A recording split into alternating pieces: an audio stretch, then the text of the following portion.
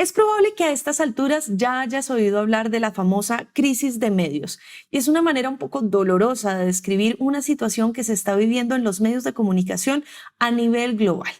Precisamente porque sé que puedes tener dudas de si el periodismo vale la pena o mitos alrededor de esto, he decidido dedicar esta clase a que hablemos de mitos y verdades alrededor de la crisis de medios para que te lleves un panorama un poco más completo.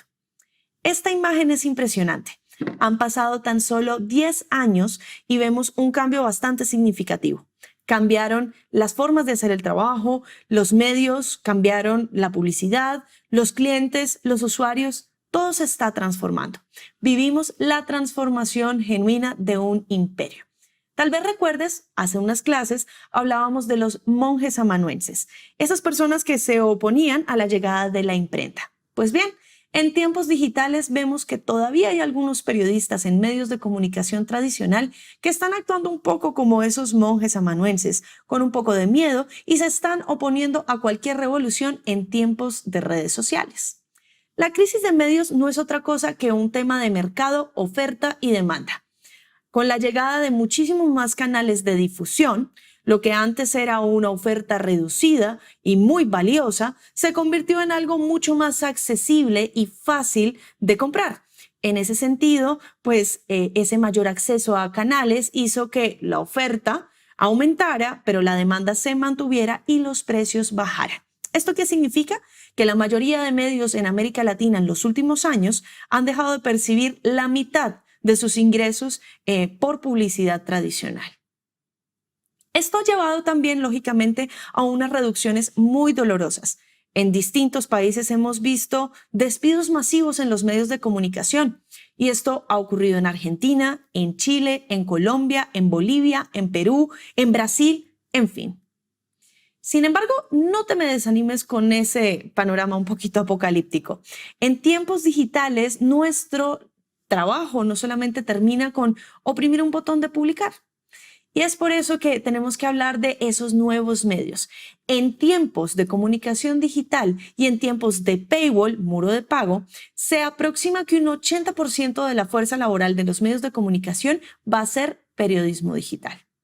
Ese cambio de modelo es una cosa que es irreversible. En este momento piensa en la pandemia. Más allá de la crisis, estamos viendo a periódicos que llevaban 100 años trabajando de manera presencial por primera vez implementar protocolos de teletrabajo a un nivel masivo. ¿Cuál ha sido la reacción? Es posible que muchos medios vendan sus predios, se cambien a edificios mucho más pequeños, y esto es algo que no solamente están viviendo los medios de comunicación. La respuesta ante esas hechatones, como algunas personas la definen, ha sido la fundación de nuevos medios alternativos. Estos que ves aquí son algunos ejemplos. Hablemos de esos mitos y verdades. Por un lado, se dice, la prensa y los medios de comunicación van a acabar. Personalmente creo, el periodismo y las audiencias van a seguir cambiando, pero dudo mucho que el periodismo muera. Se dice, nuevos periodistas ya no van a encontrar trabajo. Esto también es un mito, y más adelante en otras clases vamos a ver un poquito el tema de perfiles laborales. Los trabajos han cambiado, van a seguir cambiando, pero vamos a ver que hay oportunidades laborales en algunos campos. Se dice también que los periodistas veteranos ya no tienen cabida. Es un mito, porque la adaptación al cambio no depende de la edad. Se dice que el estudio del periodismo no tiene futuro. La realidad es que ahora, más que nunca, tal como tú lo estás haciendo, necesitamos periodistas con mucho criterio para entender lo que está pasando en el mundo y darle sentido a esos hechos. Así que compárteme tu opinión. Quiero escuchar qué piensas de la crisis de medios y del futuro del periodismo. Aunque el panorama se vea gris, no quiero que te desanimes, y es por eso que quiero dedicar esta clase a hablar un poquito de esos nuevos perfiles laborales que pueden ser muy necesarios en tiempos digitales. Hay nuevos perfiles profesionales que vamos a descubrir. Por ejemplo, aquí estamos viendo algunas convocatorias laborales que están vigentes en distintas plataformas. Marketing digital, contenidos, redes sociales, creación multimedia. Para hablar un poco de esa perspectiva de oportunidades que existen alrededor del periodismo tecnológico, he traído a una gran amiga, a Sylvie Duchamp, quien es directora de una importante corporación tecnológica y maneja todo el tema de comunicaciones, para que nos cuente un poquito qué podemos esperar después de esa crisis de medios y en qué podríamos desempeñarnos. Hola, yo soy Sylvie Duchamp, soy la directora de comunicaciones de Microsoft Colombia. Antes de eso, fui consultora en comunicaciones en una firma multinacional. Antes de eso, trabajé mucho tiempo en el gobierno, fui jefe de gabinete del ministro de Ambiente, fui asesora del comisionado de paz y fui periodista durante muchos años en la revista Semana. Yo no me formé como periodista, soy politóloga y esa formación me sirvió muchísimo, pero también me hicieron mucha falta algunos de los trucos y algunas de las técnicas que hacen el oficio del periodismo. Creo que uno es periodista desde muchos ángulos. Hay periodistas económicos que son economistas, hay periodistas políticos que somos politólogos, y yo creo que es un gran complemento porque más que una gran profesión, el periodismo es un oficio y como oficio yo siempre lo llevo en mi corazón. Tuve una experiencia fantástica con el periodismo que me hizo ser capaz de hacer lo que he hecho durante toda mi carrera. Fue en el periodismo que aprendí lo que se necesita, que es saber contar una buena historia, que es saber entender tu mensaje, saber hacer, comprender lo que quieres y lo que necesitas lograr. El oficio del periodismo se dice mucho que está en crisis y yo disiento un poco de esta opinión. La verdad es que el modelo de negocio de los medios de comunicación está en crisis, pero el oficio del periodismo está más vivo que nunca. ¿Y por qué digo esto? Porque si uno se pone a ver las habilidades más apetecidas hoy en día en el mercado laboral, dentro de ellas, dentro de las 10 principales, no solo en Colombia, a nivel global, está saber comunicar. Entonces ustedes tienen un tesoro en sus manos. Tú tienes un tesoro en tus manos cuando sabes hacer lo que sabes hacer. Y es una habilidad y es una capacidad que nunca vas a perder. Entonces cultívalo. ¿Cuál sería mi consejo? Mi consejo es: no basta con conocer la técnica del oficio, hay que tener mucho conocimiento y para esto no alcanza solamente con lo que nos enseñaron en la universidad. Entonces mi consejo es: aprende y aprende de verdad y a fondo los temas, estudia de manera permanente, no solamente para cuando tengas que cubrir un hecho como cuando tengas que cubrir un evento. Aprende de manera sistemática porque la educación como la conocíamos ya se acabó. 5 años de carrera o 4 años de carrera y hasta ahí terminaste, eso ya no va a existir más. Y las generaciones más jóvenes adquieren habilidades de maneras muy distintas. Entonces tenemos que ser capaces también nosotros de adquirir esas habilidades en un momento. ¿Por qué creo también que el periodismo está más vivo que nunca? Porque hoy en día tenemos una infinidad de plataformas y una infinidad de métodos de comunicación. Entonces, lo que antes hacíamos solamente en escrito, solamente en radio, solamente en televisión, hoy en día podemos hacer formatos novedosos, podemos encontrar recursos mucho más fáciles, técnicas y tecnologías que nos ayudan a comunicar de una manera muy más eficiente. Entonces, mi consejo para ti es: sigue adelante, no dejes nunca de aprender, estudia y prepárate bien, temate. Así como lo mencionó Sylvie, hay que tener muchas expectativas y sobre todo seguir estudiando, seguir formándose, porque todo el conocimiento que vayamos adquiriendo tarde o temprano va a ser muy útil en los trabajos del futuro. Pero concretamente, ¿cuáles son esos perfiles laborales de los que te estaba hablando? Se busca periodista multimedia capaz de hacer 1000 cosas al tiempo. Sí. En fin, necesitamos más creadores multimedia. En este momento, editar videos, saber de marketing digital, saber de graficación y sobre todo entender que para la animación digital y este tipo de contenidos que son mucho más interactivos, necesitamos periodistas que también se metan un poquito en el mundo del maker y tengan un poquito de bases en el mundo del código.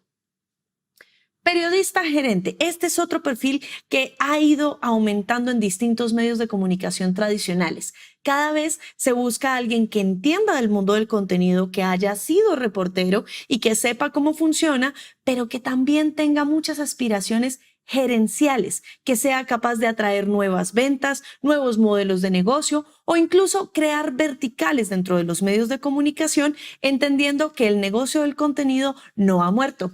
Es importante porque tendríamos un poquito los perfiles en la parte de producción, quienes se dedican a generar el contenido.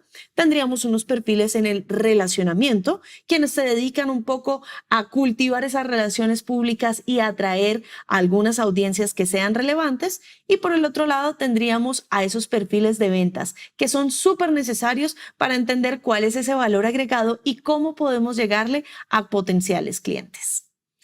Otro tipo de contenidos que están muy de moda es el tema de escritores con muy buen manejo del lenguaje, pero sobre todo con experiencia de usuario. Por cierto, si quieres saber de experiencia de usuario y cómo ser un UX Writer, te recomiendo un curso que está aquí en Platzi. Por el otro lado, también está el tema del SEO, del Search Engine Optimization. Este es un perfil en el que me quiero detener un poquito para explorar más esas oportunidades, porque realmente es un cargo que se está buscando en la mayoría de redacciones en el mundo.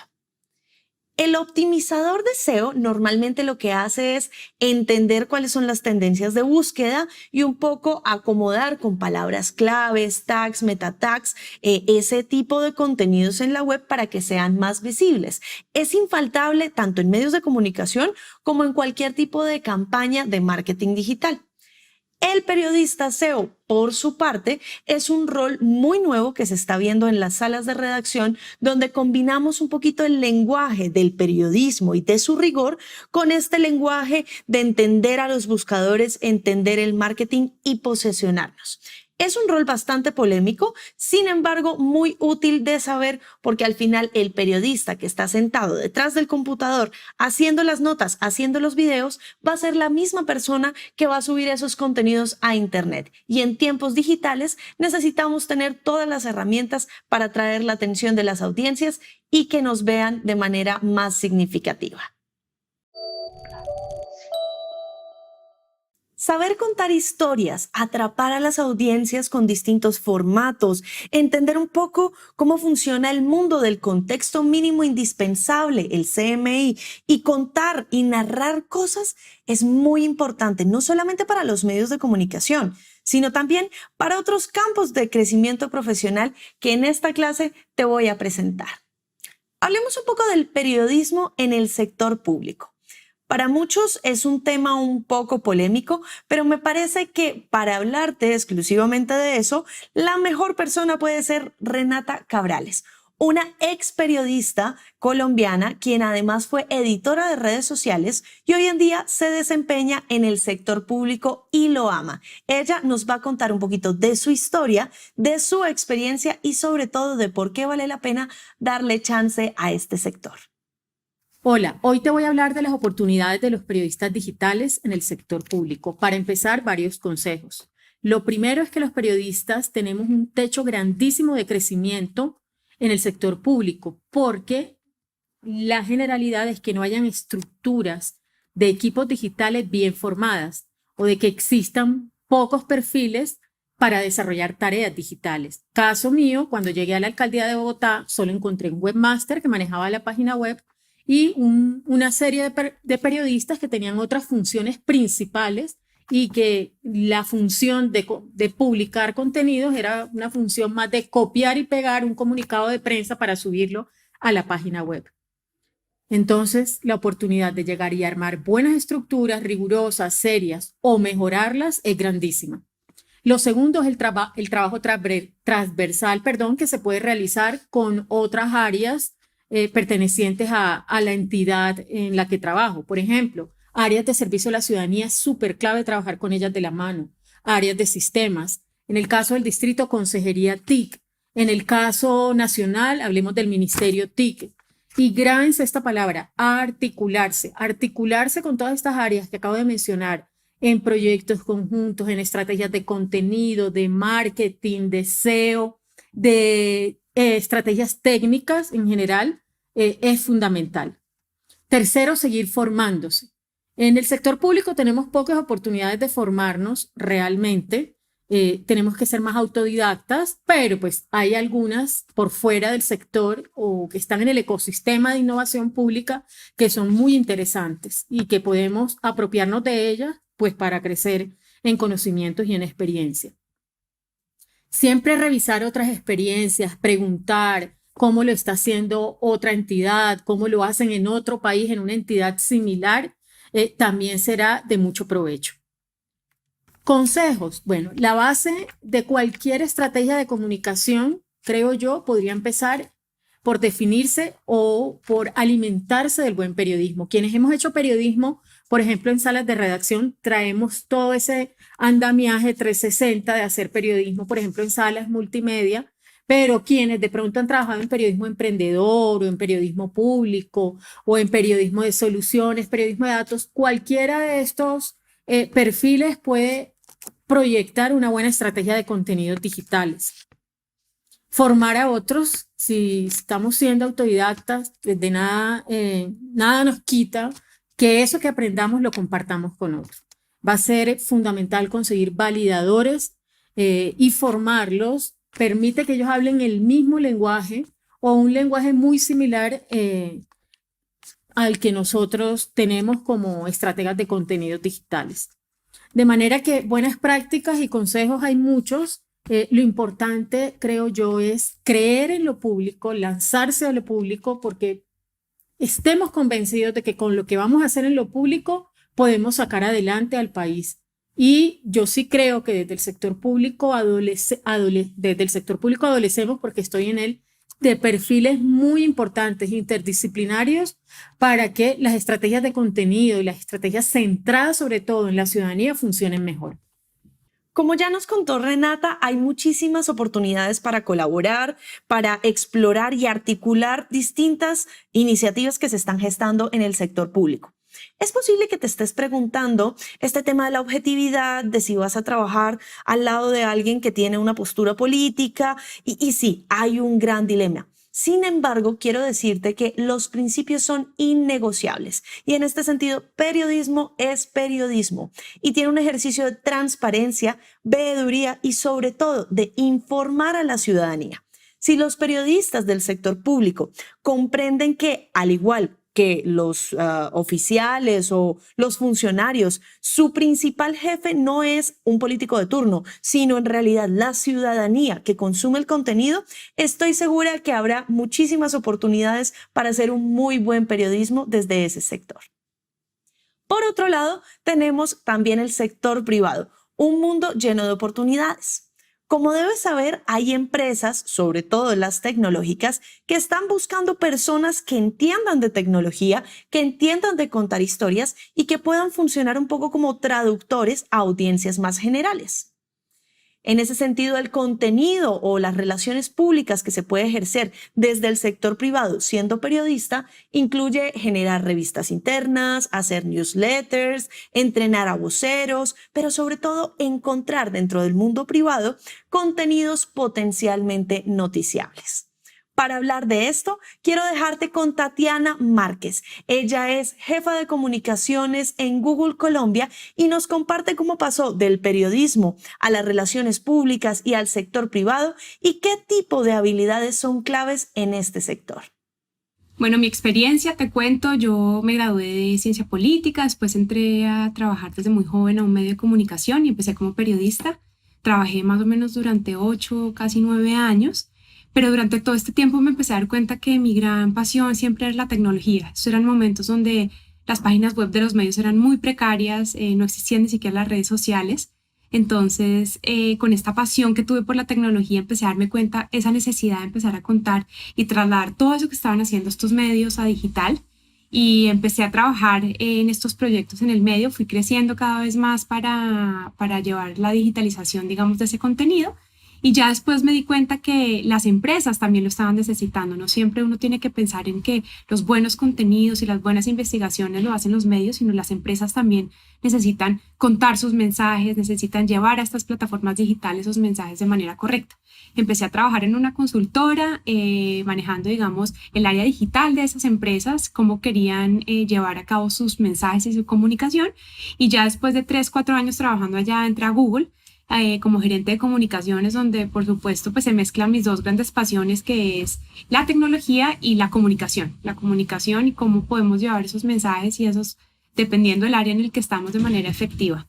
Creo que acá lo más importante es que siempre tengas una pasión y que sepas que lo que te apasiona y lo que te gusta lo puedes llevar y lo puedes entregar a las demás personas usando las herramientas digitales de manera efectiva, de manera rápida y por supuesto siempre oyendo y aprendiendo más. Entonces ese es mi consejo y creo que más allá para los periodistas, más allá y aquellas personas que trabajan en los medios es siempre piensen en lo que más les gusta, en lo que los apasiona, en temas muy diferentes y que la comunicación es transversal a todo en la vida. Entonces, cualquier cosa que uno haga o que quiera hacer, comunicando y usando las herramientas digitales, pues se puede llevar a cabo. Espero que los testimonios de Tatiana y de Renata hayan sido muy útiles para ti para ver esas oportunidades que hay en el sector más allá de una sala de redacción. Ahora quiero que tomes como ejemplo las labores que vimos en el sector privado y en el sector público para que plantees 3 tipos de contenido que crees que podría ejercer un periodista de tecnología en estos 2 ámbitos. Pero no todo tiene que ser un trabajo de 8 a 5 en un escritorio, ¿verdad?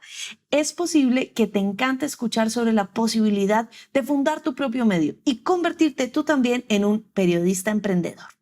Y es que, como todo, emprender parece el camino de un héroe. Con sus altas, sus bajas, es como escalar una montaña. Pero sin romanticismos y sin pesimismo, el periodismo tecnológico es un gran nicho de mercado para emprender y hacer tu propio medio de comunicación.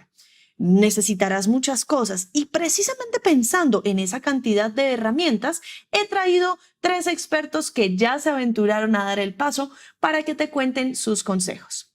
Primero, arranquemos viendo qué tiene por decir Felipe Lizcano, cofundador de TechCetera. Hola, soy Felipe Lizcano, cofundador de TechCetera.co, un proyecto que con el tiempo se fue volviendo un negocio. Desde hace 9 años, casi 10, un grupo de amigos y yo nos dimos cuenta que teníamos ciertos conocimientos técnicos y por lo mismo, cada uno en su grupo se fue volviendo como esa persona de IT, de confianza, como ese soporte técnico que ayudaba a los demás a sacarle el jugo a los dispositivos que tenía y sobre todo a perderle el miedo a la tecnología. Nos dimos cuenta después de analizar, meterle cabeza y demás, que si subíamos esta información a internet íbamos a poder ayudar a más personas siempre y cuando esta fuera fácil de encontrar y de digerir. Subimos todo a redes sociales y nos dedicamos a moverlo de una manera empírica. No fue fácil porque la monetización no llegaba y esto tenía costos fijos. Además, tenía un sinnúmero de ataques en la medida en que la comunidad llegó a los 100,000 usuarios y continuó creciendo, pues los hackers también continuaron atacándolos. Gracias a la constancia, dedicación, a la validación de los usuarios que seguían leyéndonos y de algunos medios que nos invitaban a colaborar, llegaron las alianzas con algunos fabricantes y la monetización. Todo teniendo en cuenta que la opinión no se compra ni se vende, pero sí se podría dar exposición a ciertos productos que podrían llegar a ayudar a toda la comunidad. Y así, hasta el día de hoy, TechCetera es uno de los medios representativos no solo en Colombia, sino en Latinoamérica. Ya viste, emprender en periodismo de tecnología puede comenzar con tener algunos amigos, hablar y convertirte en un referente, una fuente de contenido por tu experiencia práctica. Pero también algunos otros periodistas han pasado por las salas de redacción y han decidido fundar sus propios medios. En este caso, veamos qué tiene por decir Mauricio Jaramillo, cofundador de Impacto TIC. Hola, soy Mauricio Jaramillo Marín, director y cofundador de Impacto TIC, un medio digital que en estos 2 años y medio de vida ha compartido contenido sobre el impacto de la tecnología, la innovación y la ciencia en las personas, los gobiernos, las empresas y el planeta. En Impacto TIC hemos vivido muchos momentos emocionantes, aunque todavía espero que estén por venir los épicos. Entre estos momentos, los mensajes de las personas agradecidas por un contenido o una transmisión, el reconocimiento de líderes del sector TIC hacia lo que estamos haciendo y el haber sobrevivido a esta cuarentena sin tener que reducir el equipo ni bajarnos los sueldos es algo que me motiva mucho. Ahora, emprender en periodismo, y si usted es un periodista que no quiere ser empleado en un medio, representa muchos desafíos, empezando por una pregunta esencial. ¿Vale la pena crear el medio de comunicación o lo mejor será ser independiente, ya sea como periodista freelance en medios ya existentes o como creador de contenidos, influenciador en las plataformas digitales? Si la respuesta es afirmativa, es importante hacer una planeación, crear una estrategia, y esta empieza por tener claros los objetivos de crear el medio. ¿Serán educar, informar, inspirar, transformar? ¿O será ganar premios y ganar mucho dinero? Espero que no sean los últimos, sino estos primeros objetivos. Luego, la estrategia incluye la definición de unas temáticas. ¿Vamos a hacer un medio general o generalista o un medio especializado? Las audiencias, los formatos de contenidos, ¿será un medio solo de video o hará infografías o solo texto? Los canales, ¿estarán en el papel o también en las plataformas digitales? Ya definido esto, hay que hacer algo que a los periodistas nos cuesta mucho: definir el modelo de negocio. Es fundamental si queremos que el medio nazca bien, sea sostenible, sobreviva en tiempos difíciles, que haya un modelo de negocio con unas fuentes de monetización o de financiación. Y ahí mi recomendación es que el modelo de negocio no esté sustentado en la publicidad. Eso es el pasado. En otros tiempos la publicidad generó mucho dinero, pero hoy los medios que se sustentan en ella deben sacrificar el periodismo para lograr el tráfico necesario y poder lograr los anunciantes. Así que eso parece obvio, pero todavía muchos se sustentan en la publicidad. Y si me permite darle unas recomendaciones finales, estas son algunas que parecen obvias, pero que hoy se suelen olvidar en muchos medios de comunicación. Primero, apostar por la veracidad, la credibilidad, el respeto a la audiencia, más que por los clics, los retweets y las tendencias. Seguro que el medio de comunicación no será famoso en corto tiempo, no tendrá picos de tráfico, pero será sostenible, será creíble, será respetado y hasta querido por las audiencias. Segundo, a propósito de las audiencias, saber que ellas son más activas que nunca y entonces hay que tenerlas en cuenta para definir temas, para corregir cosas, para interactuar con ellas. Y un tercer consejo, que lo vivo en el día a día: disfrútelo, sea feliz. Hay momentos difíciles, hay momentos de alto estrés, hay momentos de sufrimiento y es parte del emprendimiento en el periodismo y en cualquier otro campo, pero si la experiencia en general es de disfrutarlo, vale la pena y vale la pena todos los sacrificios. Así que disfrútenlo. Saludos. Disfrutarlo, planearlo y tener las cosas claras. Muchas gracias, Mauricio, por todos tus consejos. Quiero hacer una breve reflexión sobre ese periodismo emprendedor. Es una respuesta de muchos periodistas especializados y de personas que tienen una pasión sobre este tema para precisamente abrir camino, crear audiencias y echarse al hombro la carga de ir formando poco a poco una fidelización de esos usuarios. Por eso, mi último ejemplo es José Cretaz, quien no solamente fundó su propio medio, sino también un laboratorio de contenidos. Veamos qué nos comparte. Hola, soy José Cretaz, soy periodista, docente, emprendedor, trato de conciliar esas tres actividades. En 2017 dejé el periódico en el que había trabajado durante 20 años, cofundé una empresa que nosotros llamamos Laboratorio de Producción de Contenidos para Comunidades de Interés. Un tiempito antes ya habíamos lanzado TMT. TMT es un medio de comunicación especializado en tecnología, telecomunicaciones y medios. Es una newsletter por suscripción paga, es un programa de televisión que también se distribuye en redes y plataformas, es una serie de podcasts, edita libros, organiza eventos y estamos siempre a la búsqueda de otras plataformas. Sobre ese modelo queremos crear otros verticales también con información dirigida a comunidades de interés específicas. 5 consejos para quienes estén encarando el camino emprendedor, en periodismo, en contenidos, en comunicación. Primero, no desanimarse. Cuando aparezca ese sentimiento, descansar, cambiar de aire. Segundo consejo, tener foco, un objetivo de largo plazo, pero acompañado de metas cortas de muy corto plazo, metas específicas de muy corto plazo. Tercer consejo, tratar de tener cubiertos los gastos personales y familiares, porque la independencia es imprescindible para poder pensar y para poder hacer. El cuarto consejo, diversificar las fuentes de ingresos. suscripciones, ventas de productos y servicios, sponsoreo, publicidad y las que se puedan experimentar. Y quinto, exportar, o por lo menos intentarlo. América Latina es un continente de mucha inestabilidad y cualquier proyecto que se base solo en el mercado doméstico puede ser muy riesgoso. Un momento épico en la historia de nuestro laboratorio fue cuando rechazamos un cliente, ¿sí? Es un cliente bueno que nos permitía cubrir algunos gastos de estructura, pero que nos desenfocaba. Fue una decisión audaz decirle que no íbamos a trabajar más con él. Eso ocurrió en el segundo año.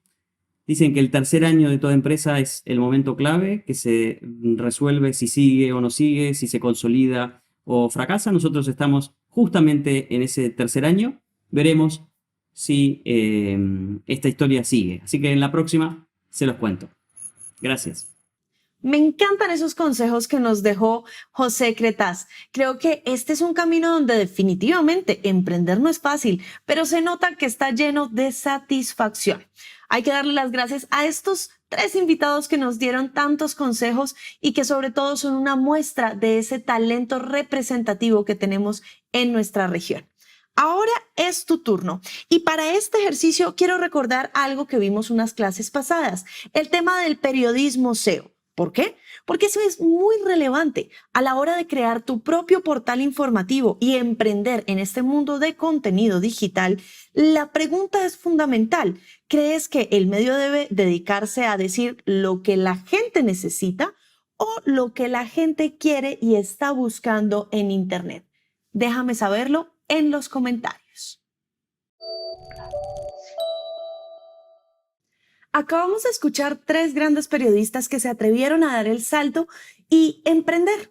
Eso es muy interesante y alineada precisamente a todas las recomendaciones y consejos que nos dieron. Quiero que en esta clase tú y yo hablemos sobre las consideraciones que deberías tener en cuenta a la hora de fundar tu propio medio. Hablemos un poquito de los colaboradores. Y es que si bien nuestro sueño puede ser a la hora de emprender, crear empleo y generar una comunidad con un empoderamiento económico, a veces los inicios no son tan sencillos y a veces nos toca recurrir también a figuras de colaboración distintas. Pero eso no significa que sea algo malo. Puede ser un gana-gana y te lo explico así. Al inicio de mi carrera, más o menos cuando tenía 16 años, colaboré con una revista de cultura pop llamada Revista WhatsApp. Después, poco después, cuando ya estaba un poquito en la universidad, accedí a pulso.com y tuve mi primera columna. Y de ahí en adelante empecé a escribir en el periódico de la universidad, a hacer reportajes en radio y así, poco a poco, esa colaboración con distintos sectores me permitió a mí, como estudiante, saber que era un consejo de redacción, entender mucho mejor el mundo periodístico y por el otro lado, los medios en los que yo colaboraba tenían acceso a un contenido que era útil para ellos y por otro lado permitían que su fuerza laboral empleada directamente se concentrara de pronto en los temas de mayor profundidad. ¿Recuerdas que hace unas clases te comentaba que los portales especializados o medios de nicho necesitan entender mucho más a sus audiencias que tal vez los portales generalistas? Eso es súper fundamental a la hora de emprender tu propio medio. Y es que las métricas y la audiencia van a ser tu guía para que el medio sea sostenible a lo largo del tiempo. Te lo pongo así, lo más importante, sin importar cuál sea el medio que utilices para medir tu sitio web, es analizar los datos y tomar decisiones alrededor de ellos. Eso es súper importante. Pero quiero éxito y no tengo KPI. Espera. ¿Qué es un KPI? Key Performance Indicator o indicador clave de desempeño. Las métricas y las audiencias, como te venía diciendo, son fundamentales. Y para lograr llevar a cabo un muy buen rumbo de una estrategia de contenido, necesitas analizar y medir las cosas como las vas a ejecutar. En ese sentido, las métricas, los indicadores, el crecimiento o el decrecimiento son algunas formas de medir lo que estás haciendo. Pero no solamente se trata de saber si creciste el número de visitas o si bajaste o si aumentó el número de minutos que alguien pasa en tu página web. también se trata de aprender de los datos. Y en eso quiero que no te quedes solamente con identificar un número. Hay una herramienta de medición que para mí es súper útil, que son los OKRs. Los OKRs nacen con este libro que estás viendo en la imagen, que además tiene un sitio web que se llama whatmatters.com, donde encuentras muchísima información sobre cómo generar indicadores de desempeño que sean clave. Este libro se ha utilizado para una guía de métricas a nivel personal, a nivel de negocio, a nivel de proyectos, y es muy utilizado en Silicon Valley. Los OKRs son hermanitos de los KPIs de los que veníamos hablando. Y lo que debes saber es que esos indicadores de desempeño deben ser claros, concretos y medibles. ¿Eso qué significa? Digamos que si tenemos una meta general, básica, queremos ser el mejor medio de comunicación de tecnología, tenemos que ponerle algunos detalles, acotarla, hacerla mucho más concreta, mucho más medible para que logremos tener los resultados deseados. Yo puedo decir, quiero ser la mejor periodista de tecnología, pero si no me pongo algunas millas o establezco métricas para saber año a año cómo voy evolucionando, es posible que no llegue a mi meta final. En este sentido, la meta concreta podrían ser indicadores, número de publicaciones, alcance, permanencia. Otro ejemplo que te traigo es un tema que no sea muy recurrente en los medios de comunicación. En ese sentido, tu objetivo es muy loable, pero debes medirlo de alguna manera. Un ejemplo sería, vamos a sacar 12 publicaciones especiales a lo largo del año. Eso se traduce en algo así como una al mes. Si lograste tus 12 publicaciones al final del año, tienes un indicador concreto que te permite saber que te acercaste a esa meta. Pero si no lo lograste, debes revisar y analizar un poco qué fue o cuáles fueron los factores por los cuales no lograste alcanzar esa métrica. Otro ejemplo puede ser visible para fuentes y actores en el sector, generar una reputación alrededor tuya. Y aquí es importante que no todas las métricas y acciones e indicadores son digitales. Una métrica puede ser el número de citas que has logrado agendar con posibles patrocinadores de tu sitio web.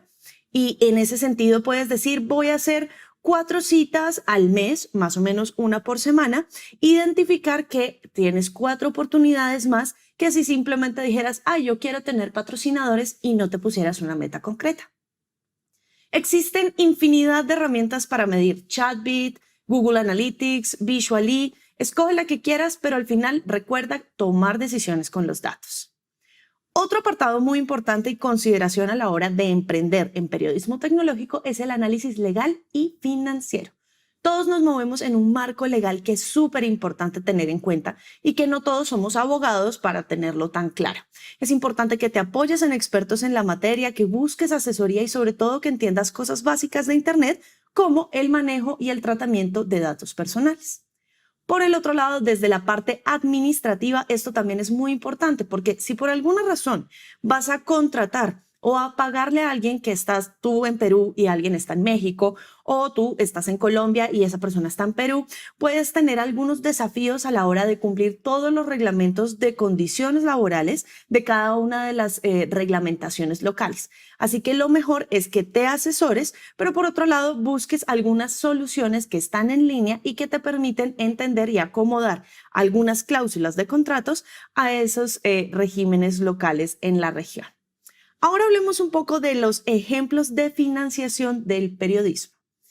¿Cómo puedes hacer un modelo de negocio que sea rentable? Existen algunas opciones y créeme que este es un sector donde todavía se necesita muchísima innovación. Cualquier idea es bienvenida, no hay fórmulas mágicas.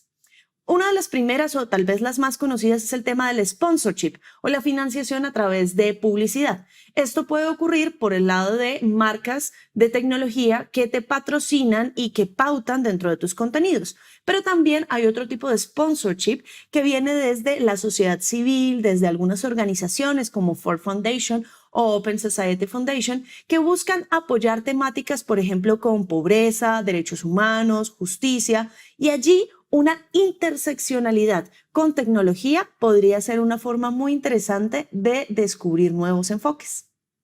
Por otra parte, tenemos el famoso crowdfunding, que en Latinoamérica tenemos varias plataformas: Kickstarter, Indiegogo, Kiva, GoFundMe, Ideame, entre otras. Lo interesante del crowdfunding, como su nombre lo indica, es que crowd de multitud y funding de financiación le permite a las ideas, proyectos o medios de comunicación independientes financiarse a través de unas plataformas que le permiten a esas audiencias masivas financiar proyectos porque creen en ellos. Un buen ejemplo de esto es Mutante, quienes acuden a sus lectores para pedir unas donaciones y financiarse de manera pública a través de distintas plataformas.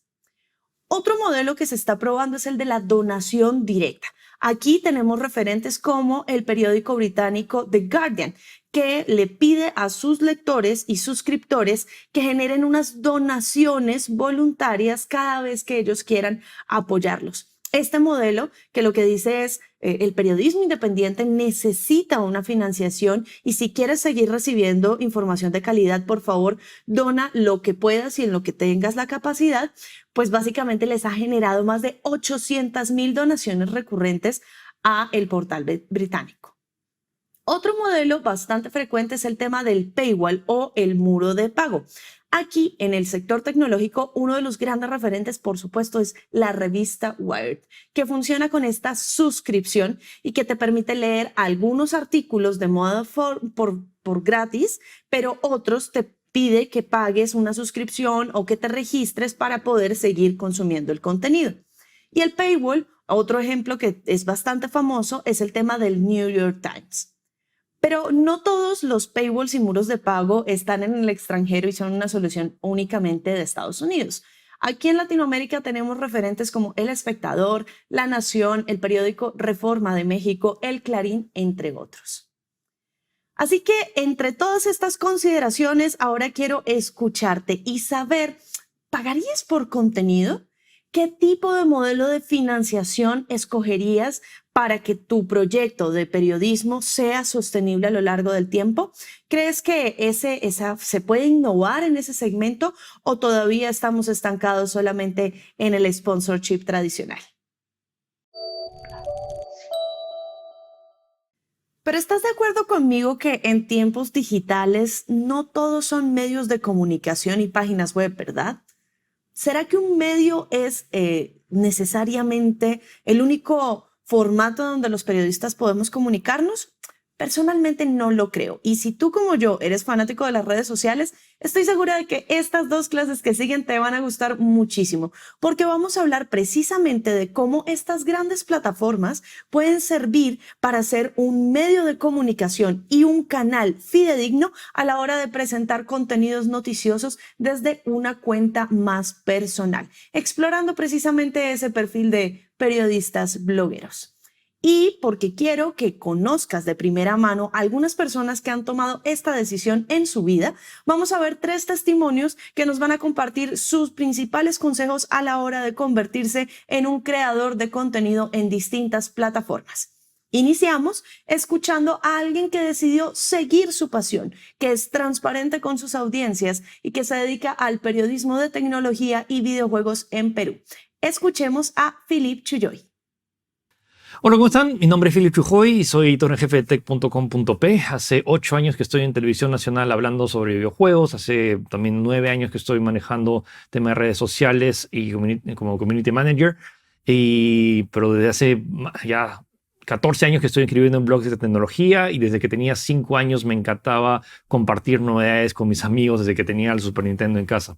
Entonces creo que lo que más define mi trabajo es que me encanta todo lo que hago, me encanta los videojuegos, me encantan todas las nuevas tecnologías, y creo que esa es mi mayor recomendación. Hagan lo que hagan, les tiene que gustar, tiene que motivarlos todos los días a levantarse con ganas, y sobre todo tecnología y videojuegos para mí es una de las cosas más emocionantes porque siempre ves algo nuevo todos los días. Lo otro, el mayor reto creo que fue la constancia de estar ahí, y yo nunca pensé que lo que me gustaba hacer cuando tenía 5 años iba a terminar siendo mi trabajo, pero estar ahí constantemente generando contenido y también contactándose con nuevas personas o otras personas que también están igual de apasionadas que tú, ha sido como que el punto clave. y luego la perseverancia y constancia. Un montón de gente me ha criticado, pero nunca he visto a nadie hacer lo mismo que yo, de estar ahí y estar ahí en con el contacto de esas personas, que al final esas personas te pueden abrir la puerta hacia el trabajo que siempre soñaste, pero nunca sabías porque no estuviste ahí o no tuviste la constancia para estar justo ahí en el momento correcto. Y un momento que quiero compartir con ustedes es como que a la semana me llegan cientos de mensajes, tanto en Instagram y Facebook, pero hay uno en particular que fue hace unos años, que fue una mamá que me escribió y me dijeron: Philip, o sea, gracias por tu segmento en videojuegos. Porque es uno de los pocos momentos en la semana en la cual puedo conectar con mi hijo. Yo no sé nada sobre videojuegos, pero al ver tu segmento y la forma en la que lo explicas de forma digerida y para todo público, es uno de los pocos momentos en la semana en la cual puedo hablar con mi hijo, porque mi hijo no para de hablar de videojuegos. Entonces creo que esa es una de las una de esas pequeñas pero inmensas victorias que valía tu trabajo y que te hace dar cuenta que esto no es un tema de simplemente hablar, sino que tienes una responsabilidad real y tienes un impacto profundo en muchas personas, por más allá de que tú no te des cuenta. Entonces tengan en mente que su trabajo realmente puede tener un impacto profundo en muchas personas, más allá de simplemente de ver cosas nuevas. Así que les deseo un montón de suerte y nunca se rindan y nunca paren de hacer lo que les gusta.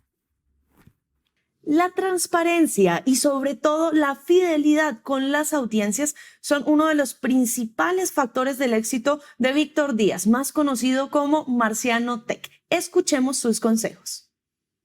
Lo que tenemos que hacer para uno convertirse en un Key Opinion Leader en el mundo de la tecnología es básicamente mantenerse leal a tu público, leal y real con cualquier producto que vayas a mostrar. Siento que a la gente, particularmente conmigo, le gusta ver cómo yo, si tengo que decir algo bueno o malo de una marca, lo digo sin miedo alguno, presento las evidencias y los argumentos para yo decir algo, y también tiene mucho que ver el tiempo que ya tengo haciendo esto, ya más de 10 años por aquí.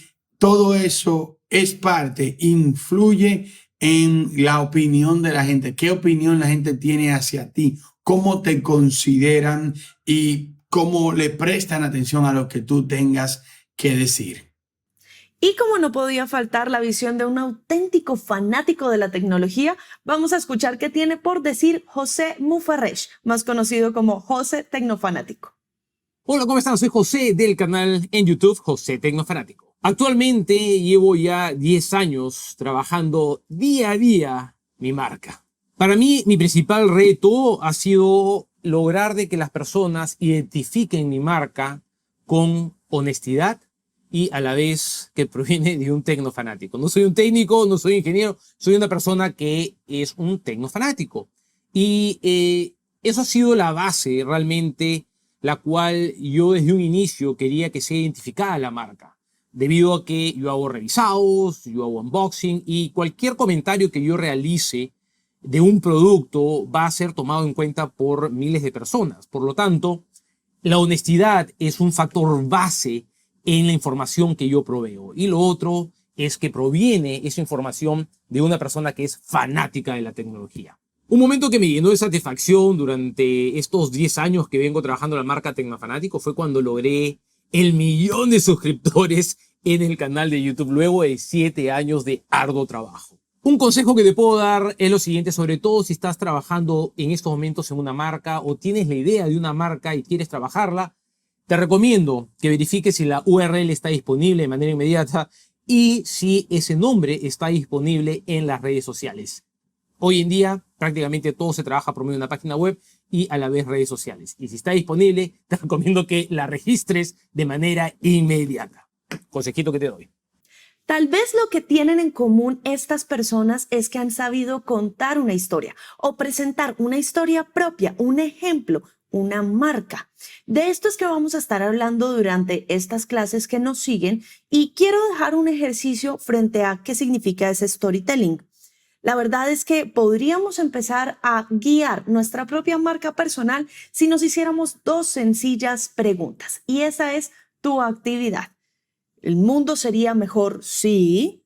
¿O cómo lograría yo materializar esa visión del mundo mejor trabajando? Te doy un ejemplo conmigo. Linda Patiño cree que el mundo sería mejor si cada vez más personas tuvieran acceso a información sobre tecnología y hubiera mayor información también alrededor de los derechos humanos digitales. ¿Cómo Linda hace eso que se convierta en una realidad? Dando clases como esta, generando charlas, conferencias, publicando libros, en fin, mi trabajo del día a día. Trata ahora con tu visión y con tu misión para encontrar ese camino de marca personal.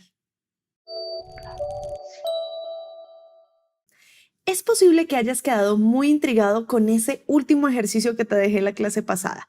Y es que todos estos testimonios de nuestros 3 periodistas influenciadores invitados deben ser muy inspiradores para tu propia marca personal. Sin embargo, quiero que abordemos en esta clase algunas consideraciones del mundo de los influenciadores que tenemos que tener en cuenta a la hora de generar esos pasos.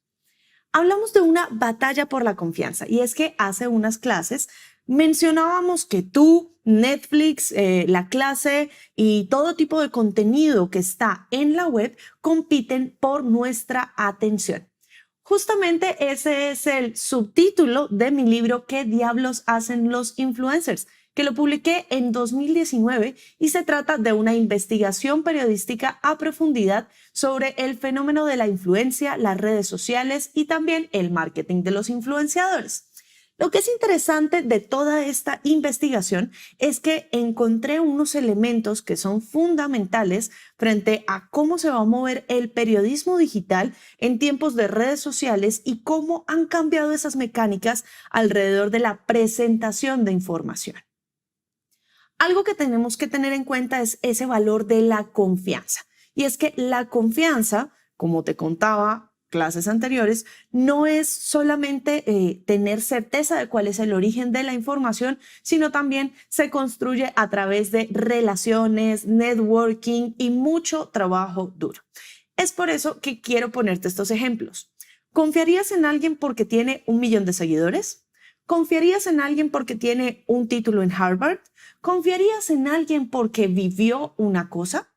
Es importante porque si lo ponemos en perspectiva, si entras y ves una filtración de un nuevo teléfono celular y ves que en su cuenta de redes sociales donde hizo la filtración tiene 100 seguidores, es posible que ya no confíes tanto.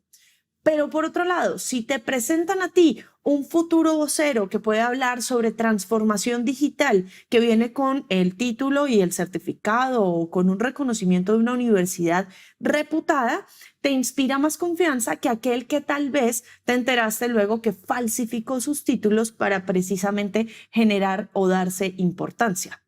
Y por último, en materia de la vivencia directa, es interesante porque no vas a confiar de la misma manera en alguien que habla sobre una enfermedad que no la ha padecido frente a alguien que de pronto ha vivido la enfermedad o ha tenido un familiar muy cercano y lo ha visto de manera directa. Lo mismo pasa con si vas a pedir impresiones sobre un nuevo sistema o una aplicación. Necesitas algún tipo de vivencia directa para tener mayor confianza. Hablemos entonces de la marca personal. Y es que lo importante que debes saber es que en tiempos de redes sociales las personas quieren comunicarse con otras personas. Por eso es fundamental que trabajes algunas cosas como el autoconocimiento, la reflexión y sobre todo que tengas muy claro cuál es la temática a la que te quieres enfrentar. En el caso de Philippe Chuyoy vimos videojuegos y tecnología. En el caso de José Tecnofanático vimos una perspectiva de fanático alrededor de distintos gadgets. Puedes hablar de 5G, inteligencia artificial, IoT, casas inteligentes, carros, lo que se te ocurra, porque hay un gran espectro donde te puedes desempeñar, pero lo importante es que identifiques cuál es esa pasión, cuál es ese tema que más te impulsa y en el que te quieres dedicar. Ahora quiero traerte además algunas técnicas que vienen del mundo del marketing que pueden ser muy útiles a la hora de construir estas marcas personales. Y recuerda que si quieres saber mucho más de marketing, por supuesto, puedes ir a toda la oferta de cursos que hay en Platzi alrededor de ese tema. En este caso particular, quiero hacerte una diferencia entre cómo se comunican las marcas del siglo XXI. Y es que hay dos elementos. Tenemos la iconografía y tenemos la historia. La iconografía en el mundo de esos influenciadores se ve en los colores, en la ropa que usamos, si digamos tenemos de manera, no sé, el pelo de un color o si nos vestimos de una forma o si tenemos un accesorio que siempre está al lado nuestro, el set que tenemos atrás también habla y se forma una iconografía que va desde los colores de tu canal hasta el tipo de letra con el que editas los créditos en un video. Y desde la parte de la historia, como lo mencionábamos en la clase pasada, la magia está en el storytelling. Y antes de seguir avanzando, quiero decirte sobre el storytelling que esto no es un concepto nuevo, no es algo que haya nacido en los últimos 20 años en las redes sociales. Storytelling o el poder de contar historias se vive desde que vivíamos en tribus, cuando un chamán nos contaba de manera oral, ritos que pasaban de generación en generación. Así que la mejor forma de conectar con las personas, por supuesto, es el tema de contar historias. ¿Eso qué significa? Que ese storytelling está compuesto por una narrativa y por una voz y un tono particular. Para que te hagas a la idea, la visión que te pedía en el ejercicio de la clase pasada es eso que se tiene por contar, eso que se quiere decir, esa historia que se mantiene a lo largo del tiempo. Mientras que el tono y la voz es la forma en la que vamos a contárselo a las personas. Cosas tan sutiles como el tipo de contenidos que utilizamos, los colores, pero también la personalidad, el tono, incluso el acento. ¿Cómo exactamente lo están utilizando en el mundo del marketing? Te traigo dos ejemplos de marcas muy reconocidas que no son de tecnología, pero que ya lo están utilizando y que es fácil de ver y entender cómo lo utilizan. En el caso de Dove, es una marca que ha querido presentarse y que tiene una historia donde la belleza no es necesariamente la tradicional. Y esa narrativa la ha sabido traducir a mensajes tan clásicos como bella, tal cual y como eres. En el caso de Coca-Cola incluso vemos, Coca-Cola es un producto que pueden utilizar distintas personas en distintos momentos, en todo lugar. ¿Y cómo logramos representar eso? Por supuesto, unos genios del marketing al decir que destapa la felicidad. Puedes preguntarte por qué. Porque es que la felicidad viene a ser un contexto o un concepto para todos. Entonces allí ves como desde la narrativa las marcas han ido personalizando su forma de contar esas historias. Pero eso no solamente se ve en el mundo del marketing y de las marcas de consumo. También lo vemos en el periodismo de tecnología. Y si no me crees, aquí tenemos 3 ejemplos de 3 formas distintas de contar una misma noticia. Y es que los medios y los periodistas han ido desarrollando esa voz particular para contar las historias. La forma de titular, los recursos que utilizamos, las fuentes a las cuales acudimos, todo hace parte de ese tono y de ese storytelling que estamos conversando. Algo que es importante es, ¿qué diablos hacen los influencers? Me tomó más de 200 páginas en un libro responder a esa pregunta y no pretendo traerte todo aquí, pero lo que es interesante es que los influenciadores son personas que de alguna manera validan mensajes, historias a través de distintos canales, generando vínculos de confianza con las personas.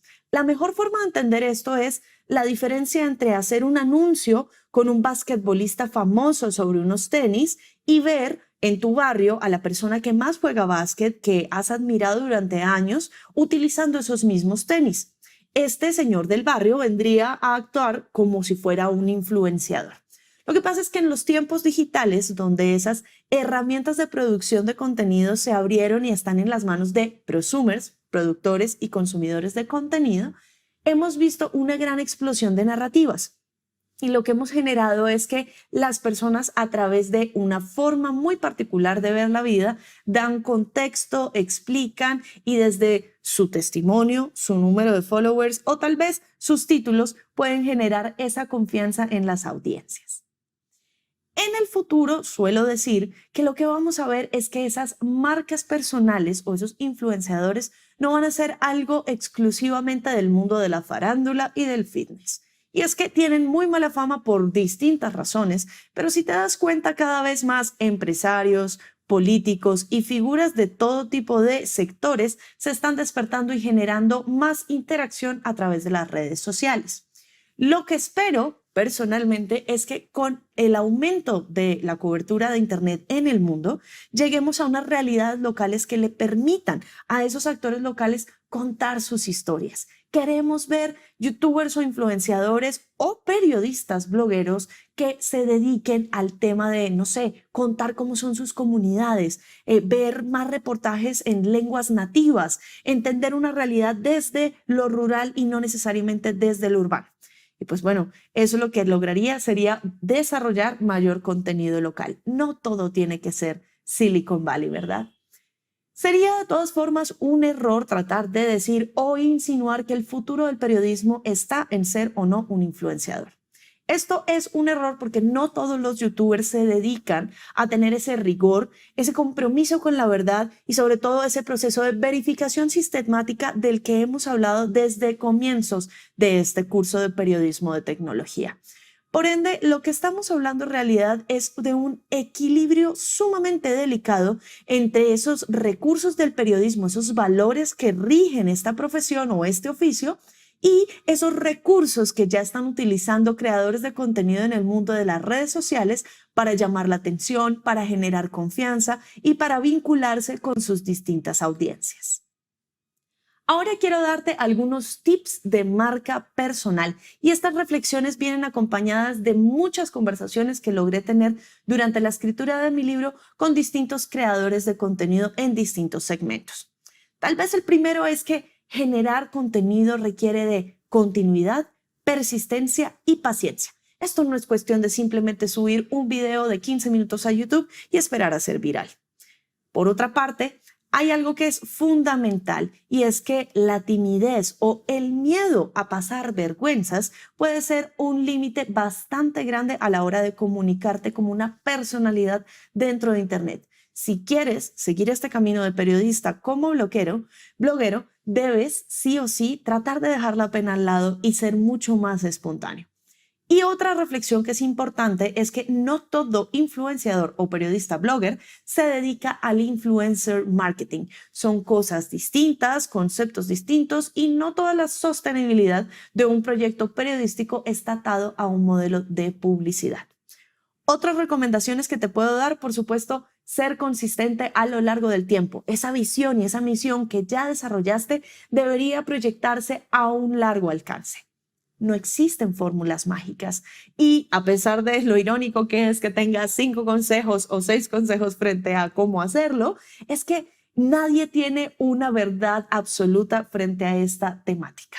Puedes intentar muchísimas veces, puedes fallar muchísimas veces y volver a intentarlo hasta que encuentres un lenguaje que sea real, que esté basado en tus pasiones y que también se conecte con otras personas allá afuera. Y como ya te lo había venido diciendo en otras clases, es fundamental el tema de un buen relacionamiento y de tener inspiraciones con otros. Es importante que te apoyes en tu comunidad y sobre todo que busques ese impacto viviendo esa misión que ya te trazaste en los ejercicios anteriores. Ahora ha llegado el momento donde quiero que me cuentes un poquito más de esa responsabilidad que crees que tienen estos líderes de opinión y sobre todo que me cuentes qué crees que pueden aprender los periodistas del mundo de los influenciadores o los influenciadores del mundo del periodismo para mejorar el contenido.